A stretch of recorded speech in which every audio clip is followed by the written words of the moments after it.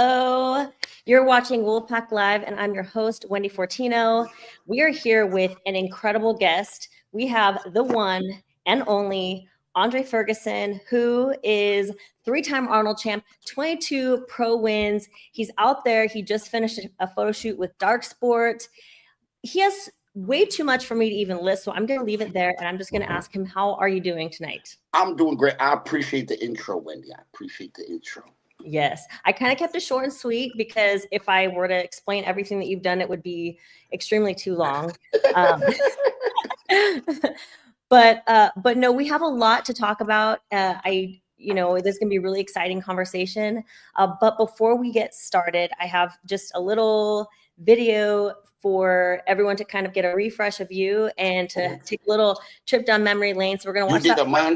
You did a montage? A little montage? Oh, yeah. A video montage? Let me see. Am I going to get... And your winner, getting a check for $7,000 from Rogue Fitness, Steve Slater, and Natalie at Rain Body Fuel. That goes to Andre Ferguson. How do you feel winning it 3 times? Amazing. I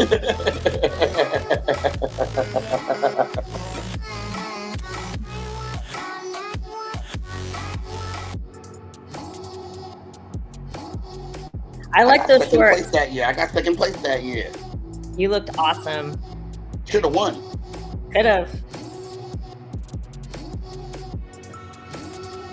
Oh, you went to the Dragon Farmer clips too? They have some good ones. They do. That was some of my best work. Yeah. I do like the black and white combo. Whenever you do that combo with your shorts, I think that's a good combo for you.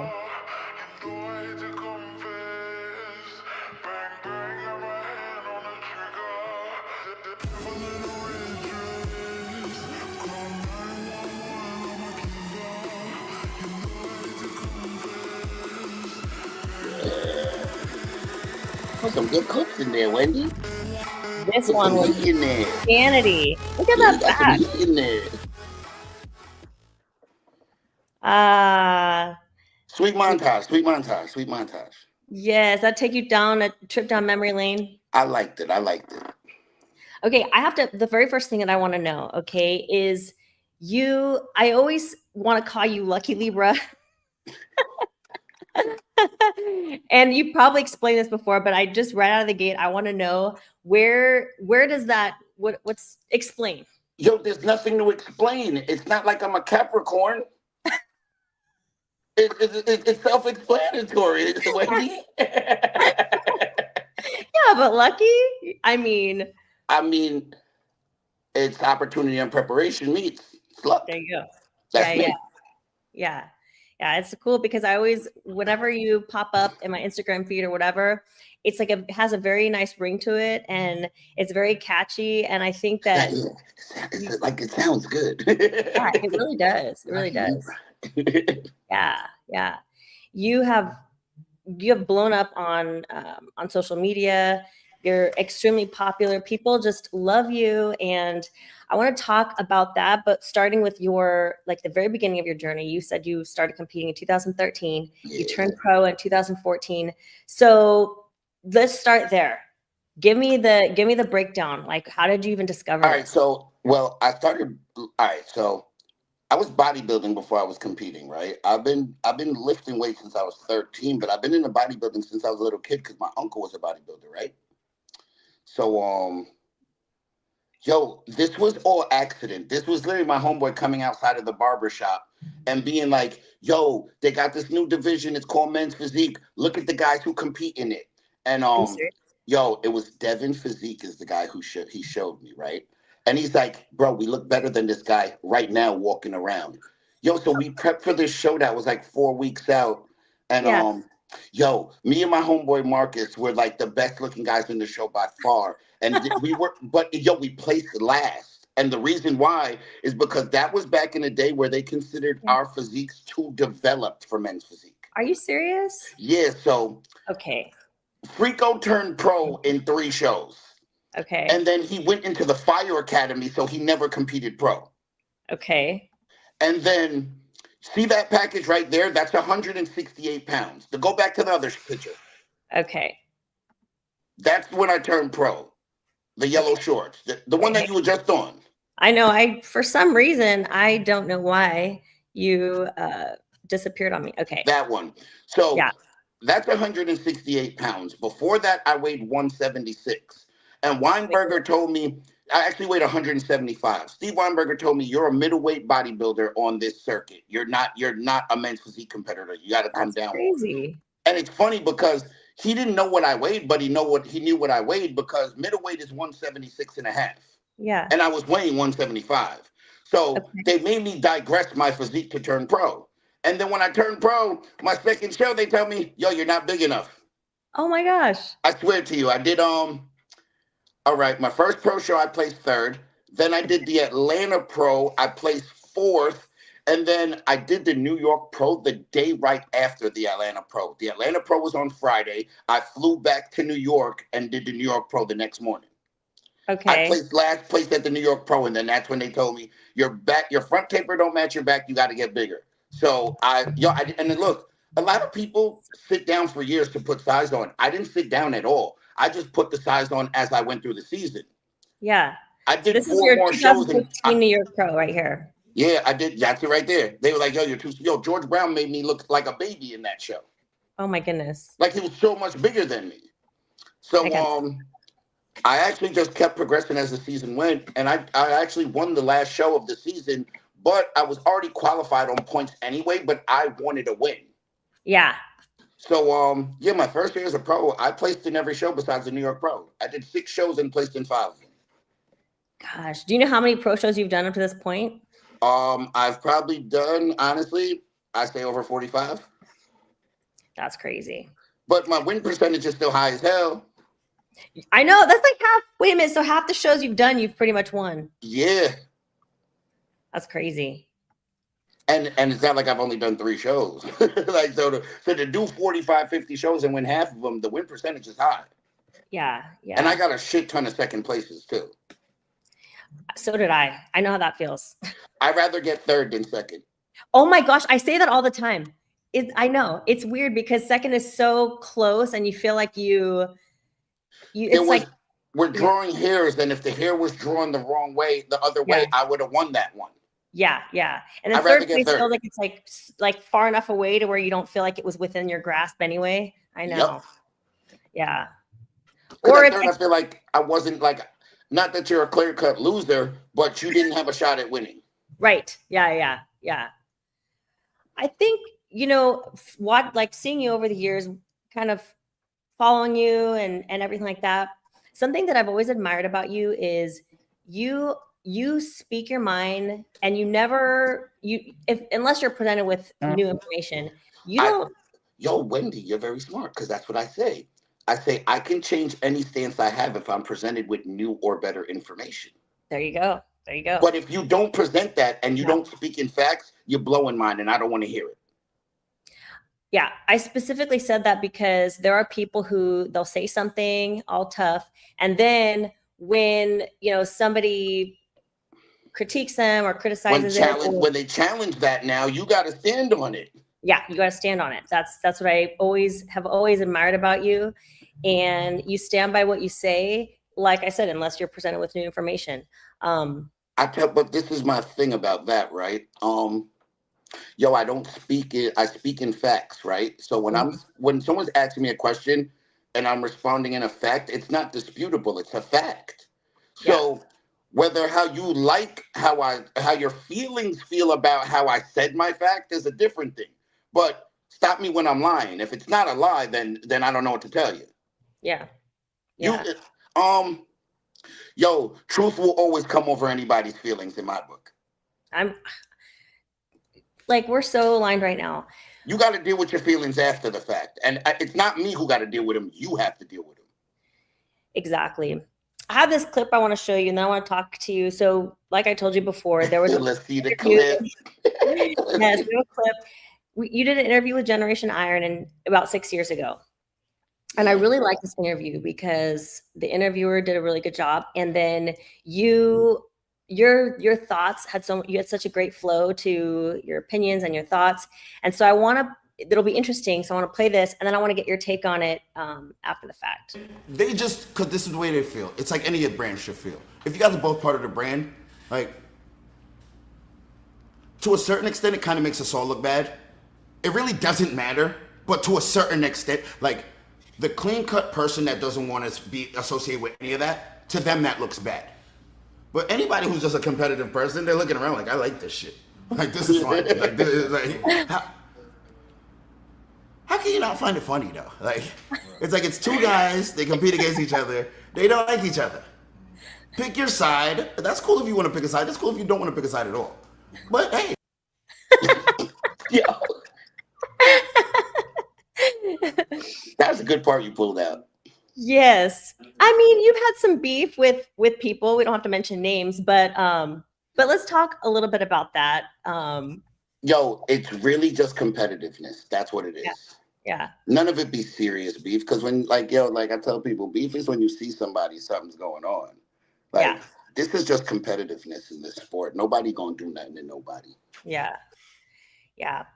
I've interviewed some incredible legends of the sport, and it is interesting because I feel like the people that have the most beef are usually the ones that have the most in common. Have the most what? In common. Yo, hold on 1 second. Yo, Okay. yo, I'm running a pod. Yo, I'm running a pod, cuz. It's live TV. But look, that's old boy right there with the energy. You know what I mean? He got it everywhere. He got it all day. We can't turn it off, Wendy. So we got to roll with it. Don't turn it off. We can't turn it off. We rolling with it. I don't want anyone to turn off their energy. I want all energy, full send. Let's go. Okay. But yeah, and it was just funny because like we was both on the same company at the same time, which made it like kind of like, oh. Yeah. Wait, so what is and that was like before we were like a super big brand. Yeah. So like we could still get away with everything. So like a lot of things going on that people don't know on the outside. Like there was mad shit going on in like at the shoots and shit. Like we was really not fucking with each other. Like it was really that competitive. It really was.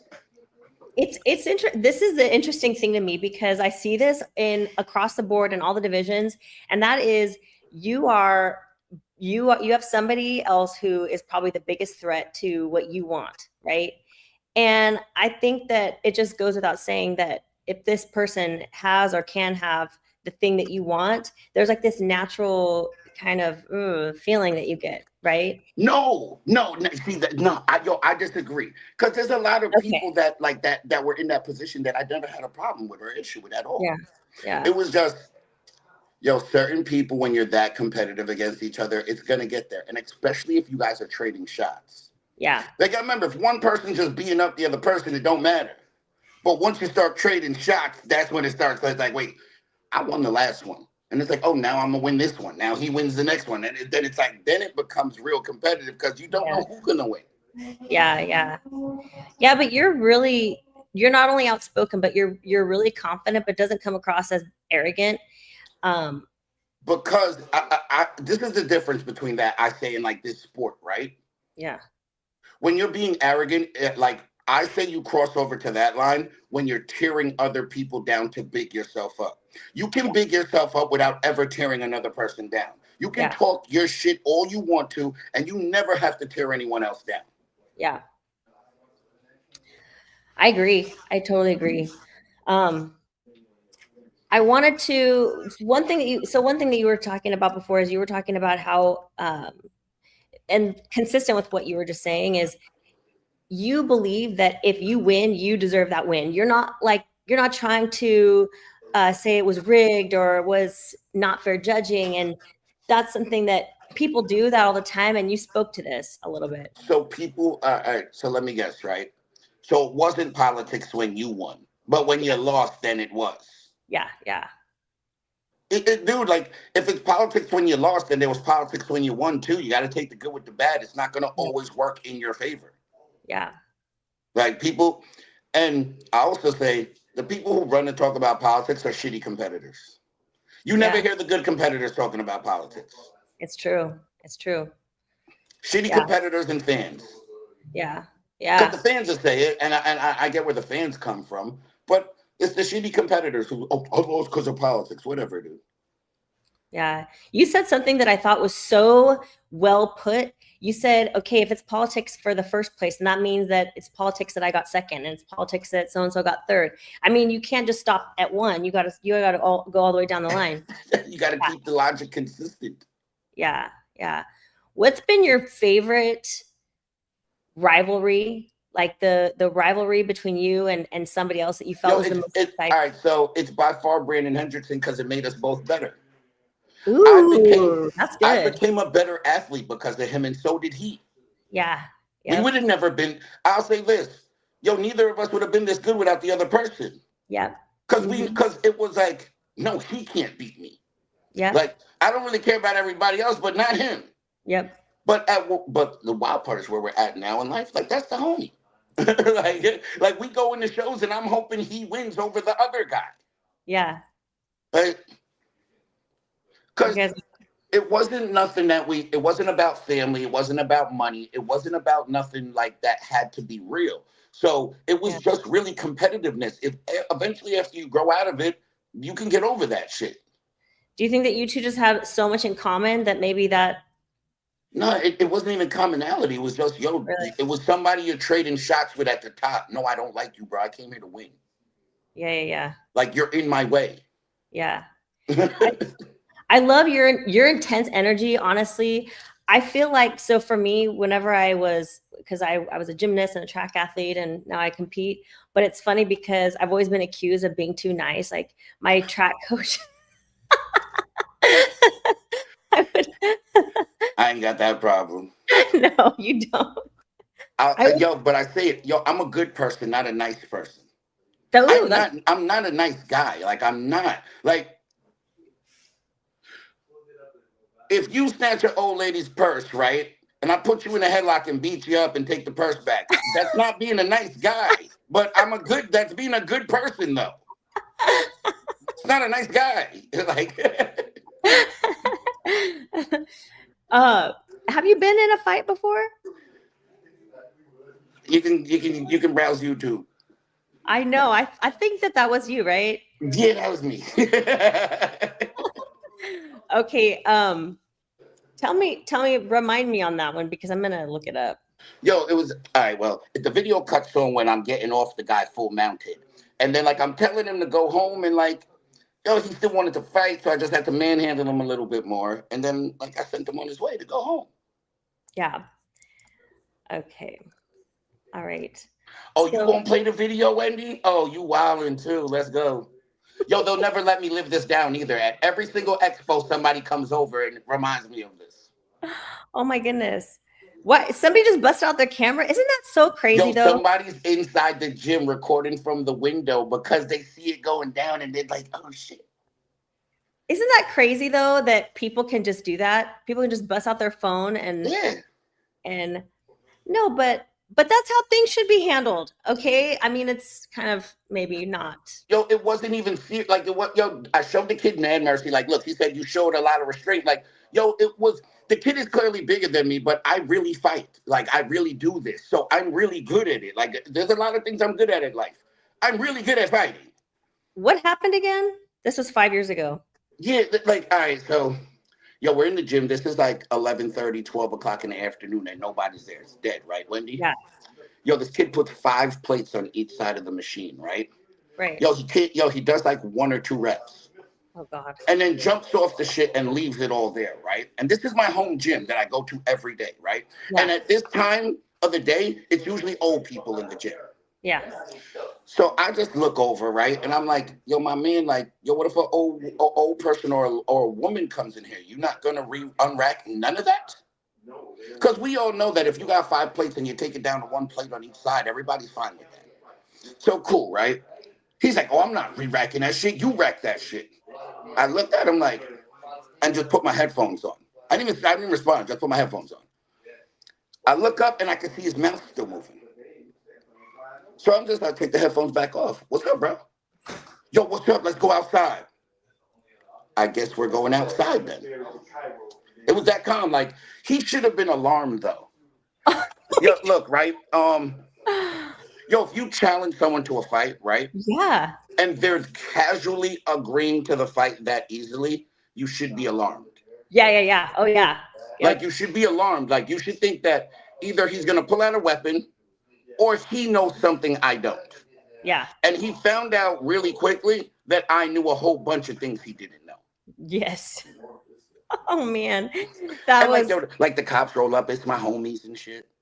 like it's like it was a funny ass scene. Like it's like when I tell you it was a funny ass scene, it was like the cops roll up. He's leaking. I don't have a mark on me, right?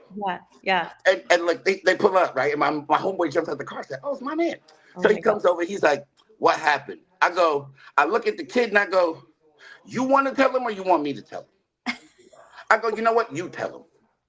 Yo, he starts stuttering. I go, "You know what? I got it. I'ma tell him." like I'm cracking jokes and shit this whole time. So I tell the cops what happened. They're like, "Well, that's called mutual combatants, and there's no crime here." So, yo, my man, I think you should go home and clean that up, so you can get up out of here now. So, yo, his whole shit's leaking. He gets in his car and leaves. I'm out there talking to the homies for like another 15 minutes. I gave him a couple gym tips on their diet and shit, and then I jumped in my car and left. That is awesome. I bet that guy will never forget to re-rack his weights ever again. I don't think that. I think this, though. Really? I think he will watch who he says what to, because you never know who you're talking to. It's true. And yo, Wendy, you was just being a tough guy for no reason. Like, Wendy, I swear to you, I did not have that kind of energy. Like, I was not projecting that kind of energy. Like, I wanted to fight. I'm saying hi to Natalia. Hi, Natalia. What's up? Some people are just like that, though. It's like what I say is that, yo, he walked into the gym. I don't know what he had a chip on his shoulder about. Yeah. But he learned a lesson that day, and that's it. Obviously, he went to the gym looking for a fight. That's what I like. I say, like, he came looking for something, and usually when you're looking for a problem and you're running to me, I'm the wrong person to run into because I'm here to give you everything you came looking for. That's good.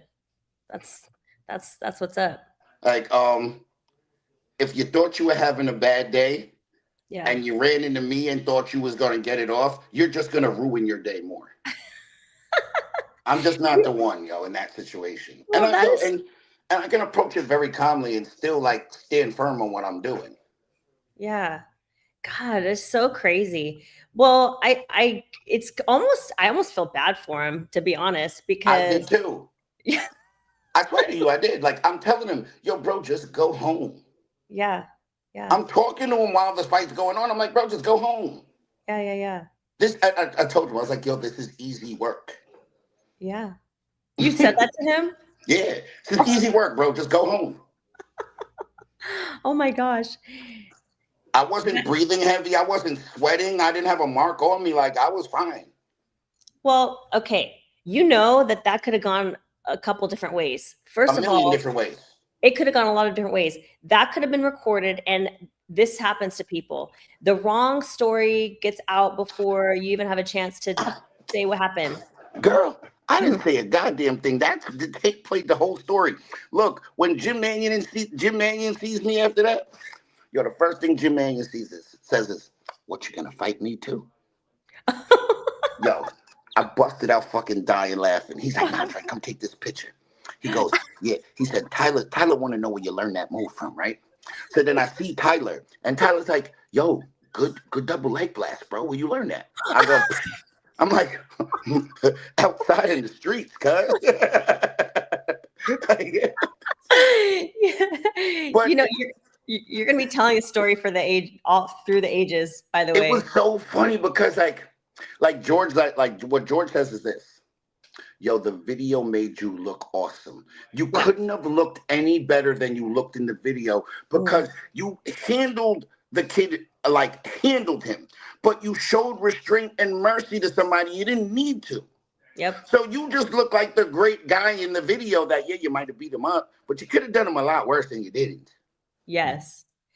Can I ask you this? I'm genuinely, because I'm really invested in MMA too. I cover MMA and UFC. We got Max Kellerman now on Are you serious? He's on sweet. Maybe I'll get him next. Yeah, I love Max Kellerman, yo. I love his videos. Man. But what about is MMA something that you've ever thought of? Because Too many injuries. Yo, look. Yo, so I was about to go that route when bodybuilding started, when I started bodybuilding. And what I said to myself is, I'm going to make more money doing this and I don't got to get punched in the face. Because I know a kid in my neighborhood that fought on UFC and he don't got no money and he ain't make no money. Like, he ain't got no money. Like, I'm still like, bro, like, you fought at the Garden and you broke? Nah, I'm going to do this bodybuilding shit instead. Yeah. Well, it's two different physiques too. I mean, you look at MMA physiques and then you look at bodybuilding physiques, and I mean the difference between training for performance and aesthetics is like but then you have gods like GSP who got the aesthetics and while he's training to fight people. I know. I just recently interviewed Hector Lombard, who also was he had a great physique when he was like in his prime. And but most fighters, that's an anomaly, you know. Exception to the rule. Yeah, because you're not really trying to. Or Kayla Harrison, who just won the bantamweight title for females in UFC 316. Oh, I see her. She's a badass. I don't know. She looks incredible. But anyway, I digress. You chose to go the route of bodybuilding, and as soon as you started, that's pretty much when social media, I would say, 2013, 2014, that's kind of when social media, I want to know from the start. This is social media starting to go like this. Like, I was one of the first people on Instagram. I was also one of the first people on Facebook because Facebook got introduced while I was in college, and you had to have a .edu email address to sign up for Facebook back then. You could not sign up to Facebook without a .edu address. So I've been on Facebook forever, and I was one of the first people on IG, like one of the first people. Yeah, I mean, you have, almost 1 million followers. That's incredible. You know what's crazy, Wendy? So many people with accounts like mine that have 1 million, 2 million, that's been around since like 2010-ish. If we started a new profile, we'd never get back up to those numbers. Because the way Instagram works now, it's no longer social media. It's more interest media. Because if it was social media, they would show me everything of the people I follow. Because those are the people I'm trying to be social with because I follow them, right? Yeah. But now they show you whatever you click on, so they're showing you what you're interested in instead of showing you the people you follow. So to me, it's no longer social media; it's interest media now. That's an interesting way of putting it. But what sucks about it, Wendy, is that it's not organic anymore, and the algorithm tries to control too much. Like, but I understand why, right? Because you got it like this, right? Let's take someone like Cristiano Ronaldo, right? Dude's probably got what, 50 million followers on IG. Now think about this, Wendy, right? If we're actually going to show all of his posts to the 50 million people that follow him, why the hell would Coca-Cola ever advertise on TV? They pay millions of dollars for that commercial on TV. Why wouldn't I just pay it to this guy who has 50 million followers? Yeah. Isn't it wild? That is so, it's crazy. And you probably remember back in like the Shreds days. So look, that's my wave right there. Yeah. That's the wave I came in on. Yep. Yo, Shreds was the first company pulling up in the gym with protein and taking pictures in the gym with chicks. I know, I remember. Nobody was, wait, what the fuck are you in the gym with a protein canister for? Nobody was doing that before them. Yeah. And also nobody was doing selfies. Actually, when people took selfies, I remember seeing you. I remember seeing, remember Jessica Aravallo. I remember she was blowing up. Yes, I do. Yes. And I remember like people would take selfies and everybody like, "Ooh, what is a selfie?" Like, everybody used to have so much shit to say. Yes, so much. But don't let it be a bathroom selfie. Like a bathroom selfie, like was the worst thing you could take. Hashtag shameless bathroom selfie. Yo, like my coach still posts my old ass selfies, like the old ass ones, like ones from like 2002 and 4, like before I even started bodybuilding when I was in college and had old ass phones. But yo, I tell everybody, go look at my before pictures. Like, Yes. I had a dope ass physique before I ever actually stepped on a bodybuilding stage. You did. You did. Because we were already bodybuilding. Like, yo, I used to bodybuild to get ready for the summer to go fist pump at Neptune's in the Hamptons. Yeah. Like, I swear to you. I swear. Right here. What about sports? You had to have been an athlete. Tell me. I played every sport, Wendy. I was going to say, I played them all. I mean, if you weren't a superstar athlete in everything you did, I would say that what were you doing? Like, and I'll say this, and I was really good at most of them too. What's your favorite?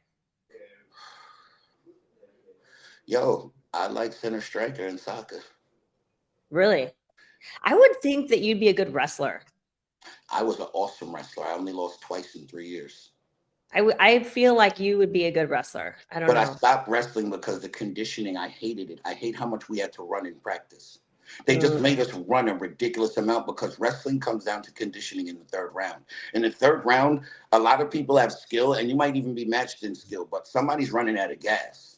Yeah. And who can outlast who at that point? Mm-hmm. I did wrestling stats, so I know I'm pretty well versed in wrestling. Yeah, like wrestling was my shit. I'm not gonna lie, wrestling was my shit. But I just stopped wrestling because I just hated the running, and I was really, really good at wrestling. I could see that. Chris Cormier was a wrestler too. Yeah. Wrestling. I still watch college wrestling now. Like, I think it's a dope sport. Yeah, yeah. You're the offense, you're the defense. There's no timeouts and no subs. It's you versus the world, brother. Yeah, yeah. Well, you're a natural athlete, and you obviously started bodybuilding. When you started bodybuilding, you were already in incredible shape.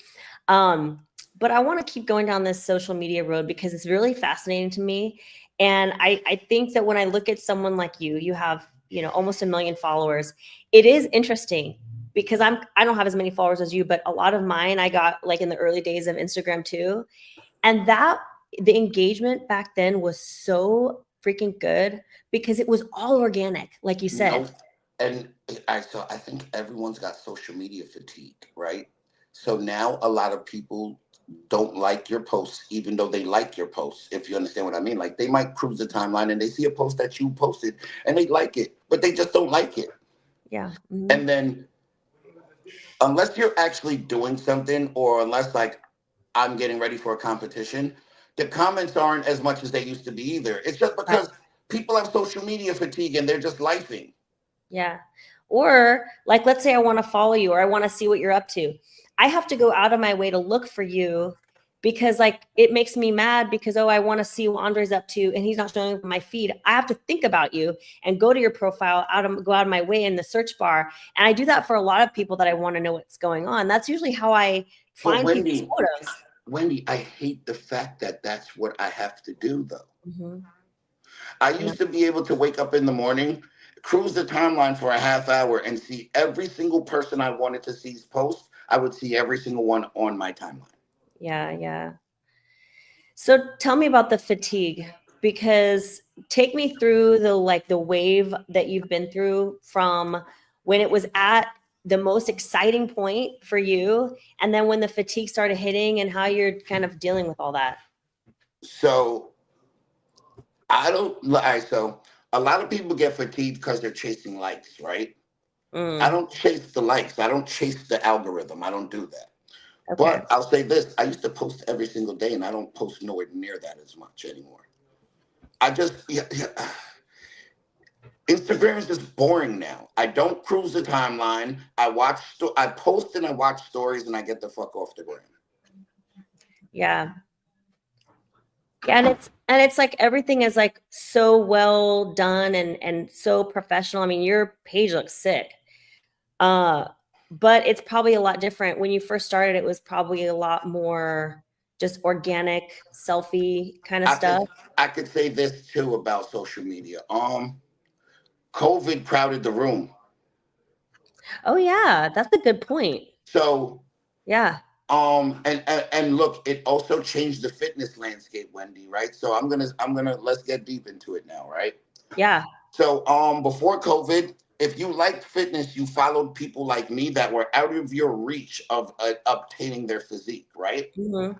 Now, while COVID was happening, you had a bunch of kids that were up in the house that never lifted weights in their life that started lifting weights. And they built like decent physiques, not like bodybuilder physiques or not even competition physiques, right? And these guys amassed crazy followings on TikTok and Instagram because, yo, we live in such a hater world now, Wendy, where this is how people feel now, right? Mm-hmm. So instead of following me, they rather follow someone who's in their reach who they think they can surpass. Oh, well, this kid looks good, but I can look better than him in 2 years. So they rather follow people who are more their peers. And then that wave of kid that came in on TikTok, those younger kids comment on everyone's page. So if you're like 25 and you have, I'm going to say it like this. If you're 25 and you have 100K followers, you get more comments than I do on your posts. Because with the 25-year-olds, every single person who follows them is going to comment. Mm-hmm. So it's really just, it got boring to me. Like, it's just not this. Honestly, I think if they started showing me on my timeline the posts of the people I follow, I think I would be reinterested in it. Because like you said, Wendy, I don't want to have to go to the search bar. I don't want to have to be like, oh, well, I haven't seen a post from Wendy in mad long. And then I click on, then I search you. Then I go on your page and I realize you have 15 posts since the last post I saw. And I'm like, why am I not seeing any of these 15 posts? Yeah, I know. Same thing. Yep. And they're trying to control it. And I get it. Like, but they don't realize they're ruining it, trying to control it. Yeah. Let TikTok control the algorithm. IG shouldn't even have an algorithm. They should just let people post. Yeah. It's so crazy to see. There's been such a crazy evolution because before there was social media, it was obviously there was a magazine era where there was a bottleneck, and that kind of sucked in its own way for people who didn't have access to that bottleneck because you had to be chosen, and if you weren't chosen, then you didn't have a chance to be in the spotlight. And then this new wave where you're able Wendy, to. I feel like you still got to be chosen. The algorithm is choosing people. You're right, actually. Yeah. Because Wendy, me and you can post the same exact thing at the same exact time all the time. Me and somebody with the same account as me, and their account will get more engagement than mine because the algorithm is choosing them. And it has nothing to do with the person. It has to do with the algorithm. Yeah, it's crazy. I know. Yeah. But it's interesting what you said about people being following and liking things that are a lot more relatable. This is an interesting one because I can relate to you on this, which is that, you've created something that, let's be real, it's not attainable for the mass majority. However, you don't relate to people because you look like you're attainable or you follow a regular life that somebody can relate to, right? The things that make you relatable are the things that make somebody who is a chosen one, who is a leader, relatable. And that is you sharing the way that you're, even at the highest level, you're experiencing these crazy waves of defeat and disappointment and coming up. Go for it. I can tell you want to talk. I'm going to tell you what it really is, right? I show people I'm a normal person. I'm not Hollywood. I'm not above you as a person. As a person, I'm a normal guy. I do normal shit. I do all the same shit everybody else does. I am not Hollywood, bro. Like, if you see me in the street, bro, you can come over and say what up, bro. I'm not going to be like, oh, what the fuck you asking me for a picture for? Like, there's a bunch of people who don't want to take the picture. Like, you know how many people, if you see them in the airport, they're going to have an attitude if you come over? I'm a man of the people, bro. Like, I'm a normal person in my neighborhood. I do normal ass shit. Like, I'm not, I'm just not, no. Like, bro, you think my fucking friends at home give a fuck about Lucky Libra on the Instagram? They'll be like, Dre, shut the fuck up. And if you got something else to say, we going outside and we fighting. We don't care about none of this Instagram shit you're talking about. Friends don't care about IG. Yeah. Like, yeah, bro, you're famous as a bodybuilder in this Yeah. neighborhood. You Dre. Yeah.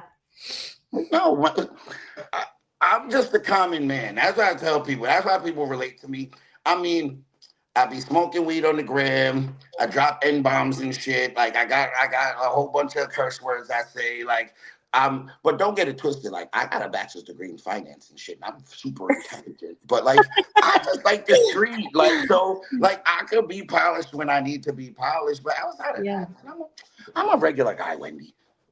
Okay, I have a theory. And it's not that I disagree with you. I think that two things can be true at the same time. 100%. You know, you were talking about you have the fatigue, and you know the algorithm is not in anyone's favor. I mean, it's in some people's favor, but you know, not necessarily ours, who are like the OGs of Instagram world, right? But I also have another theory, and I think this is something that you experience, and you share this with other high level, like legendary legacy people. When you go through life and you experience the highest highs, there's a newfound kind of baseline for you, and right? Yeah.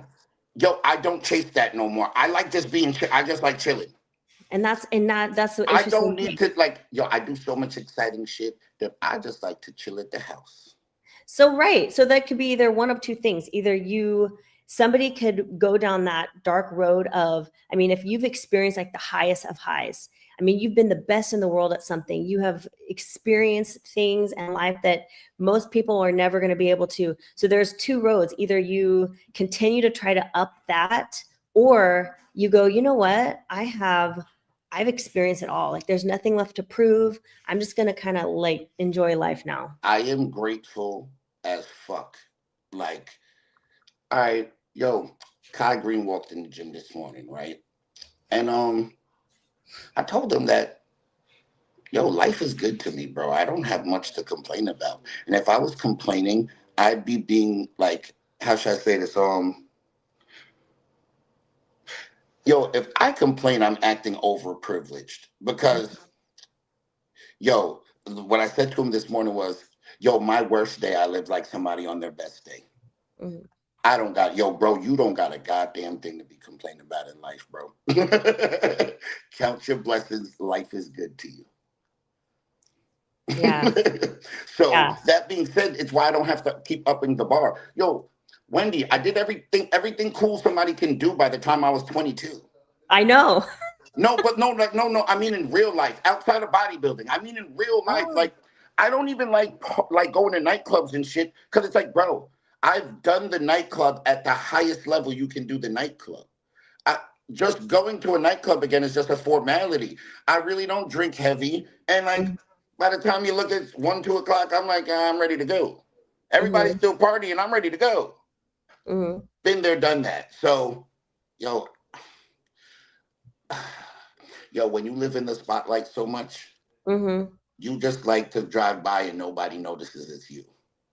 Ooh. That's how I live now. Like, I'm in the airport talking to George on the phone and some dude rolls up like, Dre, what up? Like, it's an older dude. What up, man? I compete in Masters now because of you. And I like, it's cool, Wendy. It's cool as hell, right?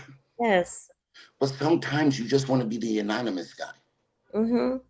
And that's kind of where I am. Like, I don't remember what I was telling you before, how I don't. Like, you've reached a level of fame that you're comfortable with.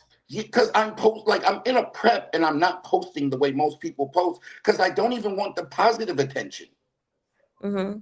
That's interesting. Too many people only live for an applause from other people. I don't care. Like, I'm not here for your applause. I'm just not. And if you only live for the applause, what happens when they stop clapping? God, this is deep. Eventually, they stop clapping, Wendy. They do. They don't clap forever. They don't. Mm-hmm. And you see so many people depressed or in just bad spots in life. And I'm not just bodybuilding. Let's do anything across the life in parallel. If you get too high off the highs, you're going to get too low off the lows. Mm. You're in it for the right reasons. You're in it for the right reasons. I don't even want to hear the praise right now. I don't want to hear it because then it starts getting to your head and you think like, it's like this, Wendy. Yo, I do not display one trophy in my house. Neither do Not I. one. Yeah. Not one. If you want to see a display trophy, you got to go to my mother's house to see that. In my house, I got trophies. Them shits is in the back closet. I do not display one trophy. Because then you start sucking yourself off like you made it. But when you're in a competitive space, you can't ever feel like you made it. Yeah. No. Oh my gosh. But you know what is interesting about that is you probably have people come to you and they tell you, hey, I want to achieve everything that you've achieved, because what they're looking at is they're looking at this magical hill that they want to be on top of. But I really believe this too. If you're going through your journey and you're taking it all in and you're soaking in the journey and the relationships and the connections, and you're getting, connected with awesome brands like you are, you are doing it for the right reasons, because you're not chasing after the adoration, you're not chasing after that result, but because you're collecting things along the way. When you get to that point where, a lot of people go down like depression because they reach the highest high and then they can't keep going, and there's this big poof at the top, right? But all right, so I'm gonna just say it flat out like this, because I'm not gonna think to make it a politically correct statement. Yo, it's what happens to people who aren't cool their whole life. I've been cool my whole life, Wendy. I've won my whole life. I've got the good girl ever my whole life. So I've been there. Like, none of this is new. When it's new to you, you don't know how to act when you get there. Yeah. Yo, dude, my life's been cool, bro. Like, yeah. I've had a dope life. Like, this is nothing new. So I'm not the person who would be depressed because it feels like such a big drop off to them. A person that's never had a spotlight and they get a spotlight, they don't ever want to lose it because they don't think they're ever going to get it again. That's true. Yo, Wendy, I could go be. I could look. I could decide tomorrow, right, that I'm going to be a golfer, right, Wendy? And tomorrow, right? And tomorrow, right? I could decide I'm going to start golfing and I'm going to become really good. And I'm going to go pay for lessons, right, Wendy? Wendy, in about 3 to 4 years, I will be a really good golfer. I believe that. And I could just go golf now. Yeah, yeah. Like, we're checking back in a few years, and whatever it is I want to do, I can go do and be good at it. That's awesome. And at 40, it doesn't have. Yep. Okay. I lost your audio. Hold on. Okay. Yeah, I know, because somebody's calling me, Wendy. Hold on. Okay. Hold on. This is live television. Everyone stay put. Don't go anywhere. It's like a phone call that I had to pick up, but I'm gonna make my way around it right now. Because I have a really deep thought that I want to actually ask you about. Just hold it for 1 second. Everyone hold. Because look, right, this is why you have another phone. This is why you have another phone. He has 2 phones. You gotta have another phone, Wendy. Oh yeah. So when something like this happens, you still could contact these people. Yeah, that's how you roll. That's how you roll. Because I know I can't just log out of here. That's why. Yo, I heard him. Who do we have live with us? We have another guest. And by the way, you have some loyal people here. They're not going anywhere. Yeah, I'm running the pod right now. We're gonna take a look at your. Is he he's at the lobby? All right, perfect. Tell him to come to the lobby. Is that oh boy? Yo, love you. Yo. So Andre, he just came back from this dark sport photo shoot. Him and the crew. He had Chris Premier, Charles Black. We back. Dexter, and looks like it's a little like got the headquarters there. Dark sport. White box. Looks pretty badass. Are we back? All right, we're back. All right, and we're back. All right, I'm giving them a tour of your. The tour of the tour. Yeah, the tour of the tour. Okay. You had a good question. You said you had a question. I do have a question. We're gonna go deep here, okay? Because here's the thing. Now we talked about in terms of people getting everything they want and then going to depression because they've reached like, tens. And how do you keep topping that? But there's another thing actually that I noticed, because that's also very rare to have somebody get to the top. So we're talking about people that actually do. Here's the thing: the people that want what you have and there's no possibility, and what someone's chasing isn't necessarily the journey and all the connections. And what they don't necessarily realize is that if you do get everything that you want, what is that exactly, right? No, Wendy, they still won't be happy because they're actually chasing your dream, not their dream. That's true. Everyone has talent. Everyone is special, but everyone is not talented or special at the same thing.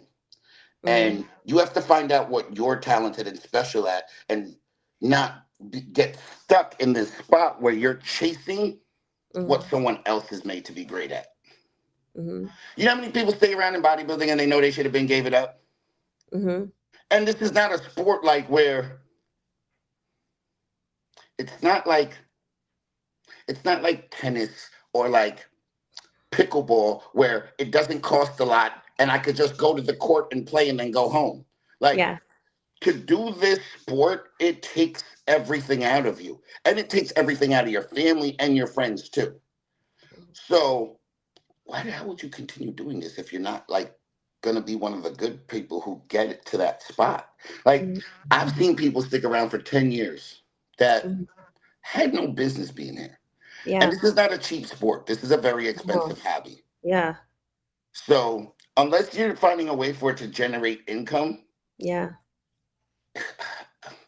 I say you give it 3-4 good solid years, and then you got to move on to something else. It's not giving up. What it is moving on to something that actually aligns with what you got going on. Because so many people don't want to give it. Oh, well, I'm not giving up. Bro, you placed third call out in the last 4 shows. This is not meant for you. That, or I mean, chasing after, well, for me, I always think, the adoration and the fans, it's kind of the byproduct of you. If you don't absorb that and that's not what you're chasing, it's more like, for me, it's trying to figure out what my place is in this world. How am I going to make an impact? How am I going to do something that adds to this world in some way, shape, or form? And what does that look like? And then I guess if there's like rewards that come along with that, that's a bonus. That's great. But what am I doing, right? I kind of look at it backwards. How's that? If I chase my purpose, all those other things fall in line. So what I'm chasing is, I'm actually chasing the accolades. That's what I'm saying. While I'm chasing the accolades, everything else will be a byproduct of that. Oh, yeah. Because you got to remember, Wendy, right? You don't inspire people unless you're good at it. No, it's true. So you can try to, you can think that you're setting out to inspire people, right? But if you're not good, you're not inspiring anyone. Actually, you're right. That is actually how I do. So you actually do have to chase the accolade. Yes. And then everything else, because look, right? But but your mind is actually thinking, because that's actually how I work too. It's like, I need to win, for example, because I know that if I have that platform, I'm going to be able to impact this many more people. Yeah, Wendy, I ain't thinking none of that shit. What are you thinking? No, I didn't think of none of that shit. It's all a formality, Wendy. Yeah. It's the oldest thing in the book, build it and they will come. Yeah. I don't need to say I want to impact people. Yo, chase this. You're going to impact a shit ton of people while doing it. Yeah. I don't, my mind never says, I want to inspire. I want to do this for people. What I say is, yo, if I go out and chase my purpose or what I'm supposed to be doing, everything falls in place. Those people are going to follow me just because they see what I'm doing. I'm actually leading from a position of, I'm doing, not saying. I'm a doer. And a lot of people don't like doers because they get shit done. And a lot of people don't get shit done. So We could talk about it all day, but yo, bro, I'm going to go work. You are a doer. I feel like the most rare quality that I found in winners, this is the rare quality that winners possess. You have it. You say you're going to do something and you follow through. We do it. Do you know how rare that is? I know that sounds so remedial to say, but it's very true. I would say the number one piece of advice I would ever give someone to be successful is the simplest thing. Show up, and when you say you're going to do something, do it. And you're already going to be ahead of 99% of people. Oh, Andre. I think that Andre is paused. Oh my gosh, this is too good. Oh my goodness. Andre. Oh my gosh, this is kind of funny. All right, everyone who's live, I guess he's paused. I can't stop laughing though, because I thought he was genuinely really contemplating what I was saying, and it turned out he was frozen. So maybe he'll log back in. That was kind of funny. All right, well, while we have Andre logging back in, let's go back to his page, because we weren't done actually going through the tour here. Like I said, he just got back from his photo shoot with Dark Sport. I want to say one thing that I think is so cool about the Dark Sport crew is you have the leader of the pack, Oh Boy, who gets everyone together, and they have incredible energy, and their content is a total vibe. They have this nostalgic kind of just very, just you feel like you're getting the emotion, you're getting the heart, you're getting the real, true. I mean, this is the kind of stuff that they produce. You're getting old school content. You're getting that vibe. You're getting the feelings. You're getting the energy. And I just have to really tip my hat off to the way that they're producing their content. And so got everyone together today, doing a photo shoot, and here he is making this happen.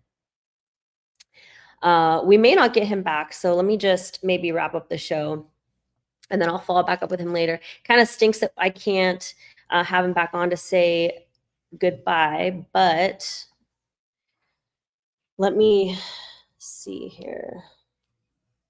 Let me just see. Don't go anywhere, everyone. Let's see. All right, I want him to be able to say a final word. But if he doesn't come back on, I'm just going to say to everybody who is here, I just want to thank you all so much. And we need to have Andre back, because he has some incredible stories. He was there in the men's physique division since the very beginning. Like I said, he turned pro in 2014, and he has won 22 pro shows. He's won 3 Arnolds, and he continues to go strong. Just turned 40 in October, so he's officially able to compete in the Masters division, which he's been doing a lot more lately. And I honestly cannot wait to see what the future holds for him. I think he has an incredible future. I love that he speaks his mind. And we were getting into some really deep conversation, and I wasn't done, and I'm bummed out about that. So I'm going to have to bring him back. But thank you all for joining. It looks like we're not going to get him back. So I'm just going to say thank you all for joining. Tune in. I'm going to have some more great guests. I'm going to be bringing on Kai Green, Jeremy Buendia. I have some incredible UFC fighters I'm going to be bringing on. So please follow along, and I will be sure to bring the best guests and the best interviews here on WOLFpak TV. And until next time, I will see you guys on the flip side.